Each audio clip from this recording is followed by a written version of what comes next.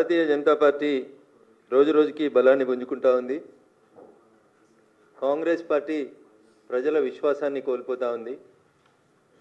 ప్రత్యామ్నాయంగా ప్రజలందరూ భారతీయ జనతా పార్టీ వైపు ఆలోచిస్తూ ఉన్నారు. ఇది నేను బీజేపీ నాయకుడిగా బీజేపీ ఆఫీసులో కూర్చొని చెప్తున్న మాట కాదు. గ్రౌండ్లో జరుగుతున్నటువంటి రియాలిటీని, ప్రజల ఆలోచన విధానాన్ని అనునిత్యం ప్రజల్లో ఉండేటువంటి వ్యక్తిగా మేము ముందు ఉంచదలుచుకున్నాం. ఈ రాష్ట్రంలో 10 సంవత్సరాలు పరిపాలన కొనసాగించిన తర్వాత, అసెంబ్లీ ఎన్నికల్లో ఓడిపోయిన తర్వాత గొప్ప ఫలితాలు తెచ్చుకుంటాం, పార్లమెంట్లో ఏదో గొప్పలు చేస్తామని చెప్పి అనేక మంది గొప్పలు చెప్తే పార్లమెంట్లో భారత రాష్ట్ర సమితి అనే పార్టీకి 0 స్థానాలను ఇచ్చిండ్రు తెలంగాణ ప్రజలు. అప్పుడే జనం అర్థం చేసుకున్నారు, టీఆర్ఎస్ పార్టీ అనేది చెల్లని రూపాయిగా మారింది. టీఆర్ఎస్ని బీఆర్ఎస్గా మార్చిన రోజే ప్రజలు టీఆర్ఎస్కి బీఆర్ఎస్కి రెండింటికి కలిపి వీఆర్ఎస్ ఇచ్చినారు.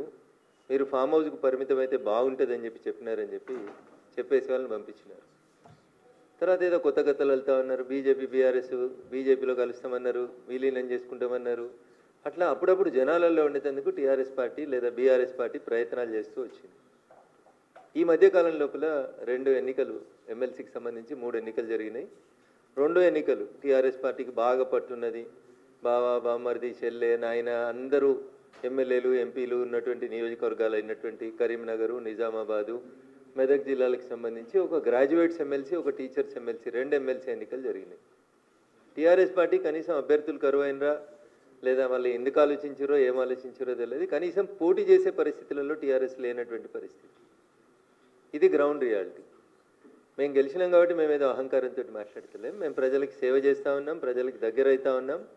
మా పార్టీ పూర్వస్వరూపం జనసంఘ పుట్టిందే అంత్యోదయ లక్ష్యంగా పుట్టింది. ఆ అంత్యోదయ లక్ష్యంగానే పనిచేస్తున్నాం. Eradication of poverty, eradication of poor, గరీబుల సేవ చేసేందుకే భారతీయ జనతా పార్టీ పనిచేస్తుంది. పేదలు, రైతులు, మహిళలు వీళ్ళ కోసం అనుక్షణం తప్పించేటువంటి పార్టీ భారతీయ జనతా పార్టీ.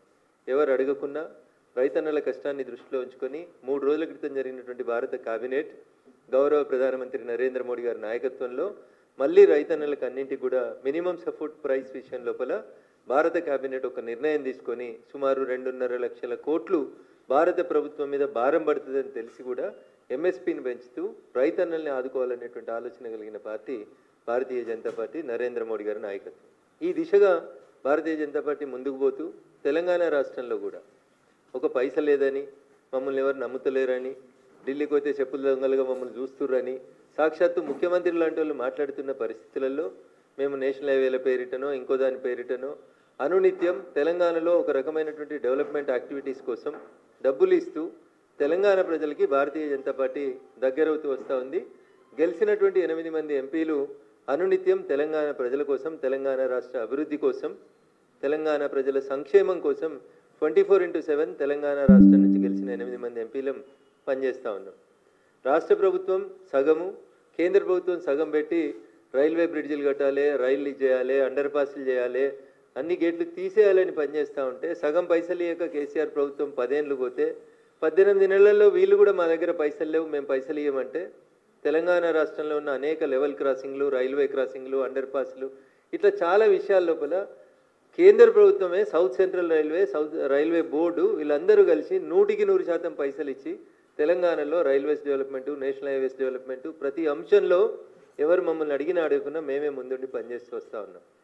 మా మెదక్ జిల్లాకి, పూర్వం మెదక్ జిల్లా మొత్తం, ప్రస్తుతం సిద్దిపేట, సంగారెడ్డి, మెదక్ 3 జిల్లాలకు కలిపి అమృత్ 2 పథకం కింద మంచినీళ్ళ కోసం 260 కోట్ల రూపాయలని భారత ప్రభుత్వం ఒక మెదక్, ఉమ్మడి మెదక్ జిల్లాకే ఇచ్చింది.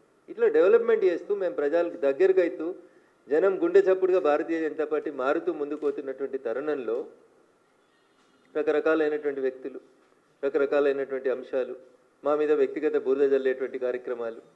రఘునందన్ రావు మాట్లాడితే ఏదో టీఆర్ఎస్ మీద అక్కస్తోటి మాట్లాడుకునేటోళ్ళు అనుకునేటోళ్ళు. ఇంతకాలం రఘునందన్ రావు మీద వ్యక్తిగతంగా బురద జల్లేందుకు చాలామంది ప్రయత్నం చేసినారు. సోషల్ మీడియాలో ఇంకా కూడా నిన్న మా చెల్లె కవితమ్మ చెప్పినటువంటి పెయిడ్ ఆర్టికల్స్ రఘునందన్ రావు మీద రోజు రాపిస్తూనే ఉన్నారు.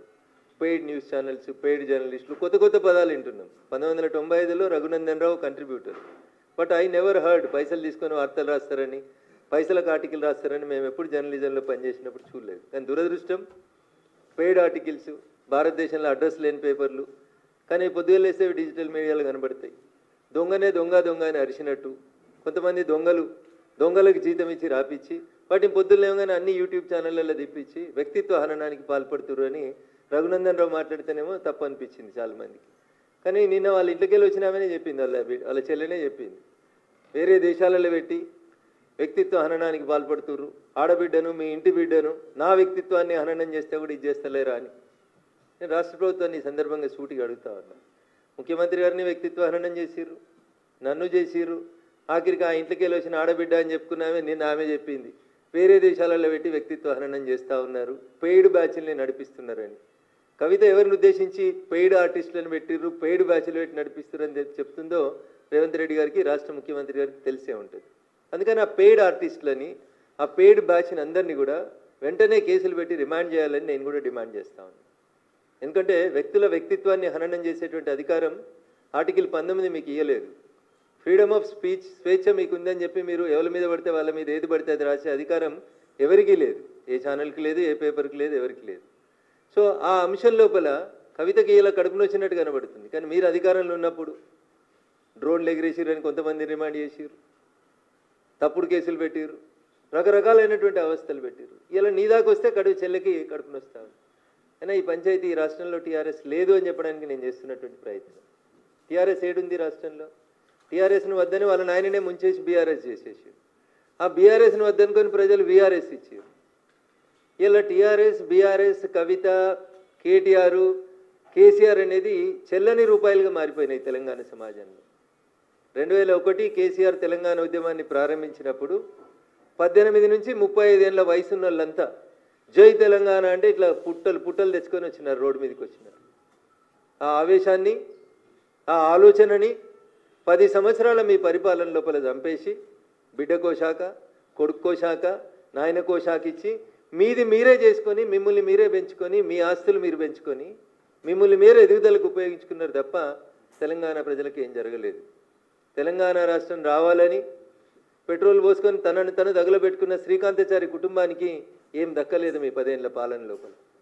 అమరుడైన శ్రీకాంతాచారి మొదటి అమరుని దగ్గర నుంచి, శ్రీకాంతాచారి దగ్గర నుంచి మొదలుకుంటే 120 కిలోమీటర్ల స్పీడ్ తోటి వచ్చేటువంటి రైళ్లను ముద్దాడినటువంటి పాలమూరు బిడ్డలకు కూడా రూపాయి దక్కలేదు.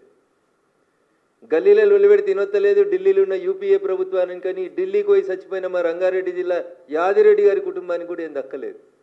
1200 మంది కుటుంబాలు అమరులైతే అన్నకో శాఖ, చెల్లెకో శాఖ, నాయనకో శాఖ, ఆస్తులు పంచుకునే శాఖలు పెట్టుకున్నారు తప్ప మీ ఆస్తులు పెంచుకున్నారు 10 ఏళ్ల తెలంగాణ రాష్ట్ర సమితి పాలనలో తప్ప తెలంగాణ సమాజానికి ఏం దక్కలేదు.